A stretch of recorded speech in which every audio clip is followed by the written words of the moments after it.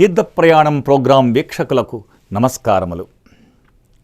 తెలుగు రాష్ట్రాలలోనే కాక యావత్ భారతదేశంలోనే అత్యంత మహిమాన్వితము, స్వయంభూగా వెలసి బ్రహ్మాండాలను కాపాడుతూ భక్తుల కోర్కెలను తీర్చే అమ్మలగన్న యమ్మ ముగురమ్మల మూలపుటమ్మ అయిన ఆదిపరాశక్తి ఆలయాలలో విజయవాడ ఇంద్రకీలాద్రిపై వేంచేసి ఉన్న శ్రీ కనకదుర్గమ్మ లేక శ్రీ దుర్గా మల్లేశ్వర స్వామి ఆలయం అత్యంత ప్రముఖ దేవాలయంగా విరాజిల్లుతుంది. అర్జునుడు మరియు శంకరుడు ఈ ఇంద్రకీలాద్రిపై ఎందుకు యుద్ధం చేయవలసి వచ్చింది? విజయవాడ నగరమునకు ఆ పేరు ఎలా వచ్చింది? అమ్మవారి ఉత్సవమూర్తిని ఒక రాత్రి పోలీసు స్టేషన్లో ఎందుకు పెడతారు? కృష్ణమ్మ అమ్మవారి ముక్కు పుడకను తాకితే ఏం ప్రమాదం జరుగుతుంది? శ్రీ శంకరులు శ్రీచక్రాన్ని ఎందుకు స్థాపించవలసి వచ్చింది? అమ్మవారు రిక్షాలో ప్రయాణించి తిరగటం ఏమిటి? దుర్గమ్మ కనకదుర్గమ్మగా ఎలా అయింది? మొదలగు ప్రశ్నలన్నింటికీ సమాధానం తెలుసుకుందాము. దయచేసి ఈ వీడియోను చివరి వరకు ఎక్కడా స్కిప్ చేయకుండా చూడండి. మీ సందేహాలను దిగువ కామెంటు బాక్సులో తెలుపగలరు. అలాగే ఇటువంటి విశేషాలను ఇంకా తెలుసుకొనడానికి మా ఛానల్ సబ్స్క్రైబ్ బటన్ మీద బెల్ బటన్ మీద క్లిక్ చేసి తరువాత వచ్చే ఆల్ నోటిఫికేషన్ను క్లిక్ చేస్తే మా నుంచి వచ్చే కొత్త వీడియోల నోటిఫికేషన్ వెంటనే వచ్చేస్తుంది. మరెందుకు ఆలస్యం, వివరాల్లోకి వెళదాము. శ్రీ కనకదుర్గమ్మ ఆలయం ఆంధ్రప్రదేశ్ రాష్ట్రము, ఎన్టీఆర్ జిల్లా, విజయవాడ నగరము, కృష్ణానది ఒడ్డున కొలువై ఉన్నది. తెలుగు రాష్ట్రాలలోని ప్రధానమైన నగరముల నుండి విజయవాడకు బస్సు సౌకర్యం ఉంది. అలాగే విజయవాడకు భారతదేశంలో ప్రముఖ పట్టణాల నుండి రైలు మరియు విమాన సౌకర్యాలు ఉన్నాయి. ఇచ్చట నుండి ఆలయానికి బస్సులు, ఆటోలు, ప్రైవేటు ట్యాక్సీలు అందుబాటులో ఉన్నాయి. అలాగే దేవస్థానం వారి బస్సులు విజయవాడలోని ముఖ్యమైన ప్రదేశాల నుండి బయలుదేరి సరాసరి కొండ మీదకు తీసుకుని వెళతాయి. కాలినడకన వెళ్ళేవారు కింద నుండి మెట్ల మార్గము ద్వారా చేరుకుంటారు. అమ్మవారి ఆలయం ఇంద్రకీలాద్రి కొండ, దానిమీద గుడి గోపురాలతో విశాలమైన ఆలయ ప్రాంగణము, ఉపాలయము, గర్భగుడి అని 4 విధమైన రీతులలో అద్భుతమైన కళాకృతులతో నిర్మించబడింది. ముందుగా భక్తులు దుర్గాఘాటులో పరమపావని అయిన కృష్ణానదిలో స్నానమాచరిస్తారు. ఇచ్చట స్నానం ఎంతో పవిత్రమైనదని, పాపాలను హరించునని భక్తుల విశ్వాసము. మెట్ల మార్గము ద్వారా కొండపైకి వచ్చే భక్తులు ముందుగా మెట్ల పాదము వద్దకు చేరుకుంటారు. కుడి ప్రక్కన దారి పొడవునా పూజా సామాగ్రి అమ్మే దుకాణాలతో కోలాహలంగా ఉంటుంది. తరువాత ఎడమ ప్రక్కన దేవస్థానం వారి గోశాలను, ప్రక్కనే మంటపములో గోపాలుని దర్శించుకుంటారు భక్తులు. కొంచెం ముందుకు వెళితే దేవస్థానం వారి టికెట్ కౌంటరు, చెప్పులు, బ్యాగులు, మొబైల్ ఫోన్స్ పెట్టుకునే కౌంటర్ ఉంటుంది.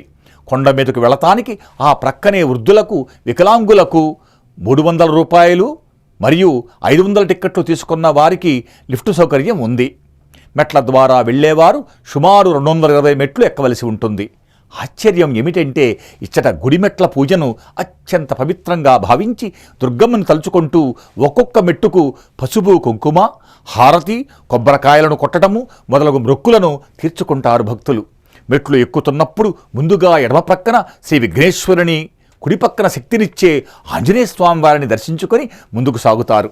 మెట్ల ద్వారా కొండపైకి చేరుకున్న భక్తులు ఆలయం ముందు భాగాన ఉన్న రావి చెట్టు నీడలోని క్షేత్రపాలకుడైన శ్రీ ఆంజనేయ స్వామి వారిని నమస్కరించుకుని అమ్మవారి దర్శనానికి క్యూలైన్లోకి చేరతారు.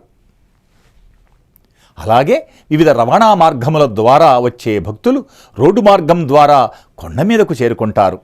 ఎదురుగా గర్భగుడి గోపురం బంగారు రంగుతో దగదగా మెరిసిపోతూ అద్భుతంగా కనిపిస్తుంది. ఆ విశాలమైన ప్రాంగణములో ఎడమ ప్రక్కన దేవస్థానం వారి కౌంటర్లో తమ లగేజీని, చెప్పులను, మొబైల్ ఫోన్స్ను ఉంచి టిక్కెట్టు తీసుకొని అమ్మవారి దర్శనానికి క్యూ లైన్లోకి చేరతారు భక్తులు. క్యూ లైన్లో నుండి ఉపాలయం ముందుకు మరియు ఆలయ ధ్వజస్తంభం మధ్యకు చేరతారు భక్తులు. ఆలయములో అమ్మవారి విగ్రహం సుమారు 4 అడుగుల ఎత్తు ఉంటుంది.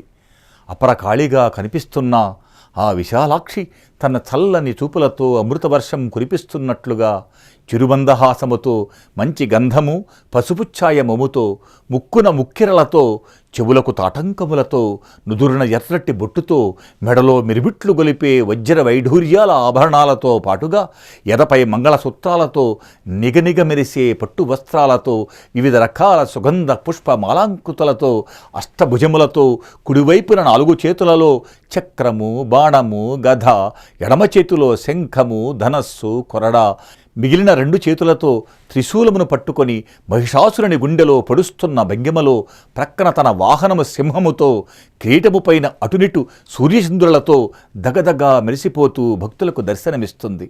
ఆ క్షణం భక్తులు తమను తామే మరిచిపోయి ఆ దయామయిని చూస్తూ ఉండిపోతారు. కొంతమంది భక్తులకు కనుల వెంట ఆనంద బాష్పాలు రాలుతుంటే చూస్తున్న మనకు ఆశ్చర్యమేస్తుంది. గర్భాలయ రాజద్వారముపై వ్రాయబడిన అమ్మవారి శ్లోకం: అమ్మలగన్నయమ్మ ముగురమ్మల మూలపుటమ్మ చాలా పెద్దమ్మ సురారులమ్మ కడుపారడి పుచ్చినయమ్మ దన్నులో నమ్మిన వెల్పుటమ్మల మనమ్మున నుండెడియమ్మ దుర్గమాయమ్మ కృతాబ్ధి ఇచ్యుత మహత్వ కవిత్వ పటుత్వ సంపదల్లని పఠిస్తూ తమ కోర్కెలను విన్నవించుకుంటారు భక్తులు. ఆ భక్తజన కల్పవల్లి తప్పక తమ కోర్కెలను తీర్చుతుందనే విశ్వాసముతో అమ్మవారి మురవిరాట్టును మనస్సులో నింపుకొని ఆనందముతో బయటకు వస్తారు భక్తులు. తరువాత ప్రక్కనున్న అపరాజిత అమ్మవారిని దర్శించుకొని తమకు అన్నిటా విజయము చేకూర్చమని ప్రార్థిస్తారు. ప్రక్కనే అమ్మవారు ధరించి విడచిన పవిత్రమైన చీరలను కౌంటర్లో కొంటారు భక్తులు. తరువాత అయ్యవారైన శ్రీ మల్లేశ్వర స్వామి వారి దర్శనానికి వెళుతూ దారిలో ఎడమ ప్రక్కన శ్రీ విఘ్నేశ్వరుని, నటరాజస్వామి, శివకామసుందరి అమ్మవార్లను, ఆ ప్రక్కనే నాగేంద్రుల వారి పుట్ట, సుబ్రహ్మణ్యేశ్వర స్వామి వార్లను దర్శించుకుంటారు. ఇక్కడే ఒక ప్రక్కన దుర్గాకుండము, అంబాకుండమనే 2 కుండాలను పరమేశ్వరునిచే వెలసి అత్యంత పవిత్రమైనవని చెబుతారు. కానీ అవి వివిధ కారణాలతో పూడ్చివేయబడ్డాయి. అయినా ఆ ప్రదేశాన్ని భక్తులు దర్శించుకుంటారు. ఆ విధముగా శ్రీ మల్లేశ్వర స్వామి వారి ఆలయ ప్రాంగణానికి చేరుకున్న భక్తులకు లింగాకృతిలో ఉన్న మల్లేశ్వరుని ఎదుట నంది తదేకంగా స్వామిని చూస్తూ కనపడుతుంది. భక్తులు ఆ మల్లేశ్వర స్వామిని భక్తితో నమస్కరించి దర్శనం చేసుకుంటారు. అక్కడి నుండి చూస్తే కృష్ణానది, పచ్చటి కొండలు, విజయవాడ నగరము మొదలగు వాటితో ప్రకృతి కనువిందు చేస్తుంది. ఆ ప్రక్కనే ఉన్న బృందావనములో గంగావతరణం చేస్తున్న శివుని చూచి దగ్గరలో ఉన్న అద్దాల మండపమును చూస్తారు. అక్కడి నుండి విశాలమైన ఆలయ ప్రాంగణంలోనికి వస్తారు భక్తులు. పక్కనే తులాభారం వేసే ప్రదేశం కనబడుతుంది. ఎదురుగా మంటపములో పార్వతీ అమ్మవారి 6 అడుగుల విగ్రహానికి నమస్కరించి లిఫ్టు లేదా మెట్లు దిగి కిందకు వస్తారు భక్తులు. వాహనాలపై వచ్చేవారు వెనుకకు వెళ్ళి రోడ్డు మార్గం ద్వారా కిందకి దిగుతారు. ఇప్పుడు స్థల పురాణము, ఆర్థిక సేవలు, దేవస్థానం వారి సేవలు, సౌకర్యాలు తదితర విషయాల గురించి చెప్పుకుందాము. రియల్ ఫ్లిక్ డివోషనల్ ప్రోగ్రామును చూస్తున్న ప్రతి ఒక్కరికూ ధన్యవాదములు. మా ఛానల్ను సబ్స్క్రైబ్ చేసి మీ సూచనలను సలహాలను దిగువ కామెంటు బాక్స్ ద్వారా తెలియజేయగలరు. స్థల పురాణానికి వస్తే కృతయుగములో కీలుడనే యక్షుడు అమ్మవారి గురించి తపస్సు చేసి ఆమెను తన గర్భములో నివసించమని కోరతాడు. అందులకు అమ్మవారు కనికరించి ఒక పర్వతమై తన రాకొకరకు నిరీక్షణ చేయమని కీలుని అనుగ్రహించింది. తరువాత అమ్మవారు మహిషాసురుణ్ణి చంపిన తరువాత అదే ఉగ్రరూపములో దేవతల ప్రార్థనచే భూలోకములో కీలుని కోరిక తీర్చుట కోసం కీలాద్రి మీద మధ్యన అవతరించింది. ఇంద్రాది దేవతలు పూజించుట వలన ఈ కీలాద్రి ఇంద్రకీలాద్రిగా ప్రసిద్ధిగాంచింది. అయితే అమ్మవారి ఉగ్రరూపమును భరించలేని మానవులను రక్షించడానికి మునులు దేవతలు బ్రహ్మదేవుని కోరిన మీదట ఆయన పరమేశ్వరుని ఇచ్చటకు తీసుకుని రావటానికి 100 అశ్వమేధ యాగాలు చేశాడట. బ్రహ్మదేవుని కోరిక మేర ఆ శివుడే ఇచ్చట అమ్మవారికి ఉత్తర భాగాన జ్యోతిర్లింగంగా వెలిశాడని పురాణగాథ. బ్రహ్మదేవుడు మొదటిగా ఆ పరమేశ్వరుని మల్లెపూలతో పూజించుట వలన మల్లేశ్వర స్వామిగా పిలవబడి అమ్మవారి ఉగ్రరూపాన్ని ఉపశమనం చేయడం జరిగిందని తెలియవస్తుంది. ఆ తరువాత ఆదిశంకరాచార్యుల వారు మహారౌద్రంగా ఉన్న అమ్మవారిని ఆలయంలో శ్రీచక్ర యంత్ర ప్రతిష్ఠ చేసి పూర్తిగా శాంతింపచేశారు. అప్పటి నుంచి అమ్మ పరమశాంత స్వరూపిణిగా భక్తులకు కనువిందు చేస్తుంది. నాస్తికులకు కూడా కనువిప్పు కలిగే అమ్మవారి మహిమలను శాసనములుగా గావింపబడిన విషయాలను గురించి తెలుసుకుందాము. 1వ శాసనం ప్రకారం ఆలయ నిర్మాణము దుర్గమ్మ కనకదుర్గమ్మగా అయిన విషయానికి వస్తే 5వ మరియు 6వ శతాబ్ద కాలములో మాధవవర్మ అనే ఒక రాజు విజయవాడ ప్రాంతాన్ని పరిపాలించాడు. ఆయన దుర్గమ్మ పరమభక్తుడు. కానీ పిల్లలు లేకపోవటంతో తరచూ అమ్మను దర్శించుకొని వేడుకునేవాడు.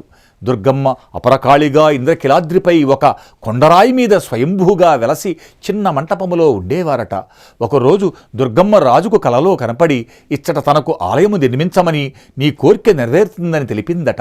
అమ్మవారి ఆజ్ఞ మేర ఆ రాజు దుర్గమ్మకు ఆలయాన్ని నిర్మించి పుత్ర సంతానాన్ని పొందాడట. ఒకరోజు యువరాజు నడిపే గుర్రాల బండి కింద ఒక పిల్లవాడు పొరపాటున పడి మరణించాడట. రాజుగారు ఆ పిల్లవాని తల్లికి న్యాయం చెబుతూ మరణానికి కారకుడైన తన కుమారునికి మరణశిక్షను అమలు చేశాడట.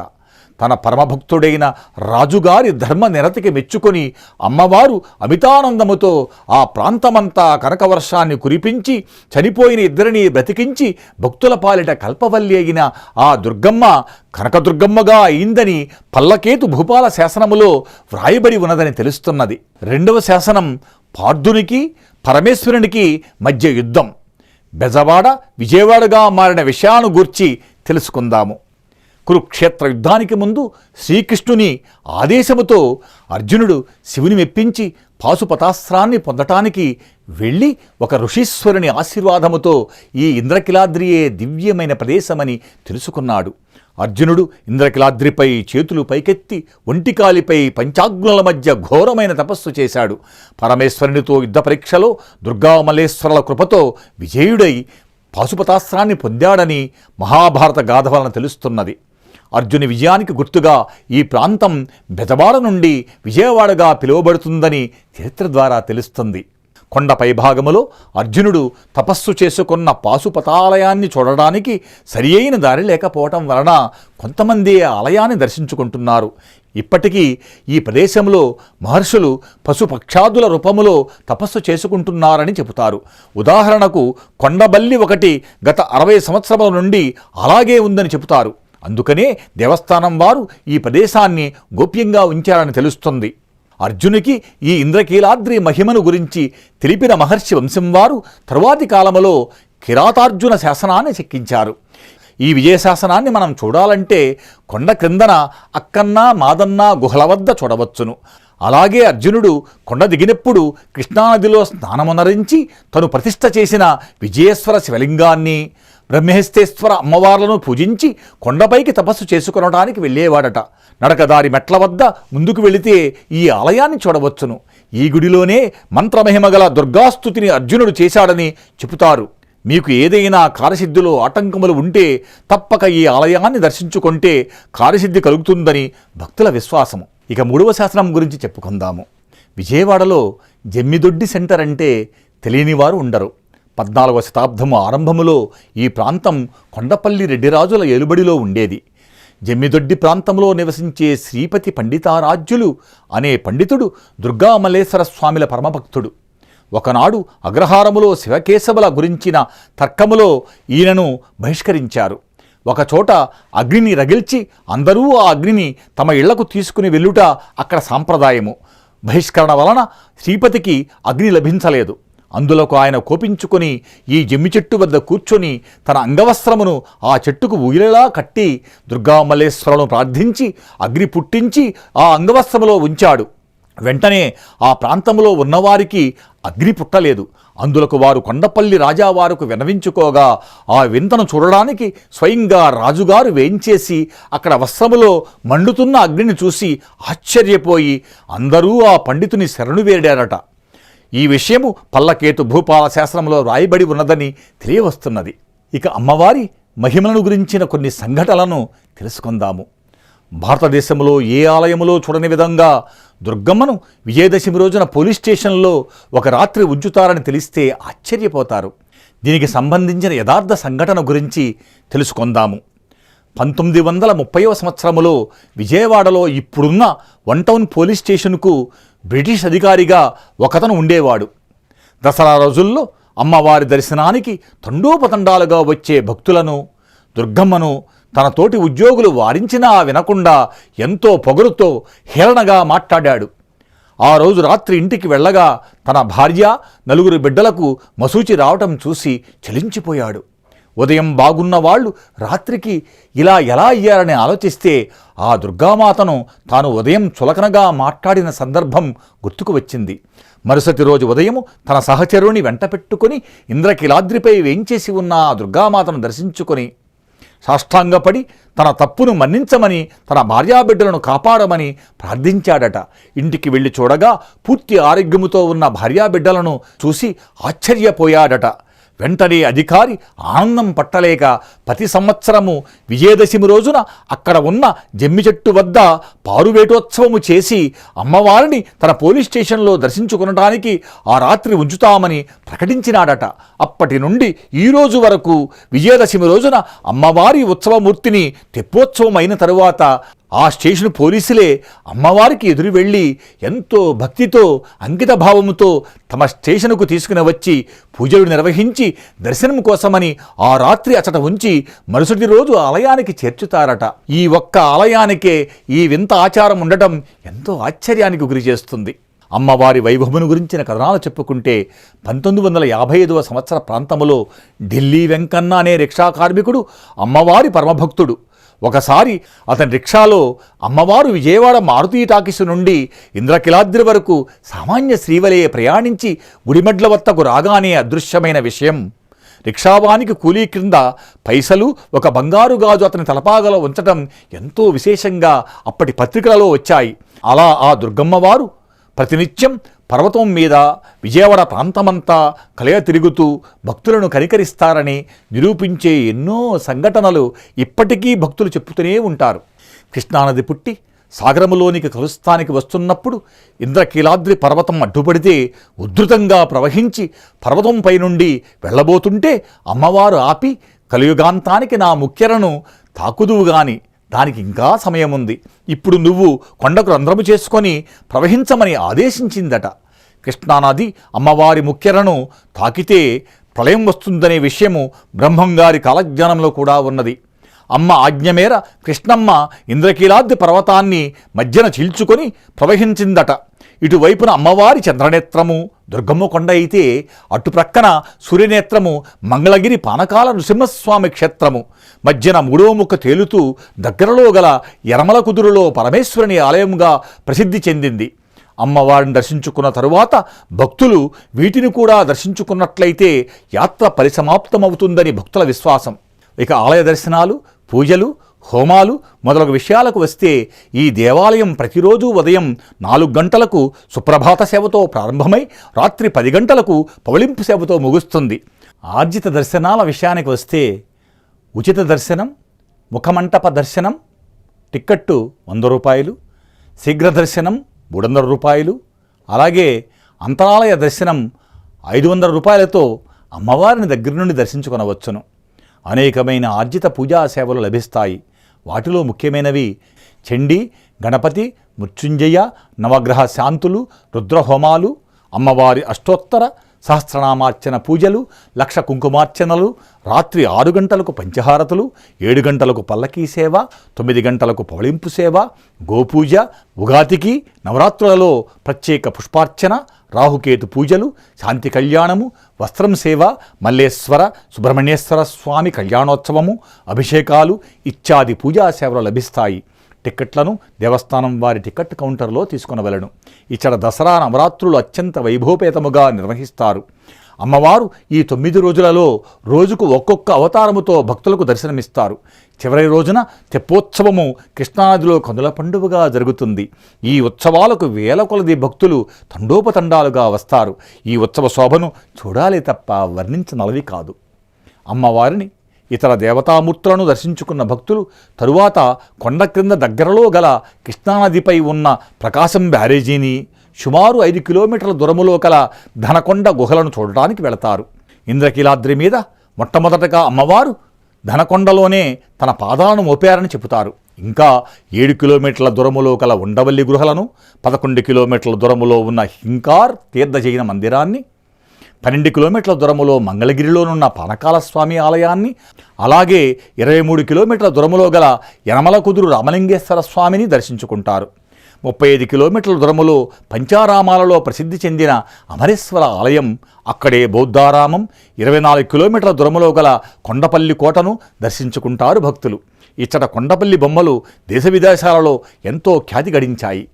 సాక్షాత్తు మహిషాసుర మర్దిని అయిన శ్రీదుర్గ జ్యోతిర్లింగంగా వెలిసిన శ్రీ మల్లేశ్వర స్వామి క్షేత్రం, బ్రహ్మదేవుడు, ఇంద్రాది మొదలగు దేవతలు నడియాడిన ప్రదేశం, పాండవ మధ్యముడు అమోఘమైన పాశుపతాశ్రమను పొందిన ప్రదేశం అయిన ఇంద్రకీలాద్రి శ్రీ దుర్గామల్లేశ్వర స్వామి ఆలయ విశేషాల సమాహారమును గురించి తెలుసుకున్నాము. ఆ దుర్గామల్లేశ్వరుల కటాక్ష వీక్షణాలు మీ అందరిపైన ప్రసరించాలని కోరుకుంటున్నాను.